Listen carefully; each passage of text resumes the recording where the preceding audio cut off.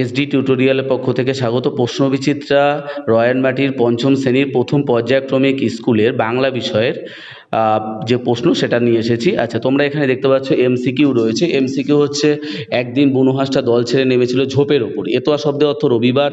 আচ্ছা, তারপর হচ্ছে গল্প বুড়োর লেখক সুনির্মল বসু, আর লাস্ট জোনাকিদের সভা বসেছিল রক্ত জবার ঝোপে।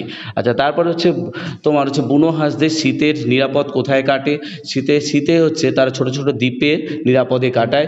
বালক রবীন্দ্রনাথের প্রধান ছুটির দেশ হচ্ছে বাড়ির খোলা ছাদ। আচ্ছা তারপরে প্রশ্ন, দাদাদের পোষা জীবজন্তুর গন্ধে অতিষ্ঠ হয়ে তাদের বিরুদ্ধে নালিশ জানাতে হাবু থানায় গিয়েছিল। আর মোর বলতে বোঝানো হয় কি? মোর বলতে বোঝানো হয় হচ্ছে বাঘকে। আচ্ছা, তারপরে তিনের দাগে যেটা রয়েছে তোমার হচ্ছে তিনের দাগে হচ্ছে সেও এক ভীষণ যুদ্ধ, কোন যুদ্ধের কথা এখানে বলা হয়েছে। আচ্ছা, উত্তর দেখে নাও তোমরা। আচ্ছা, তারপরে অথবাতে রয়েছে ছেলেবেলা পাঠ্যাংশে ওয়েসিসের প্রসঙ্গ কিভাবে এসেছে। তোমরা এখানে উত্তর রয়েছে, তোমরা লিখে নাও। আচ্ছা, তারপরে কোশ্চেন চেঁচিয়ে যে তার মুখ ব্যথা, কার মুখ ব্যথা এবং সে কেনই বা চেঁচিয়ে তার মুখ ব্যথা করেছে।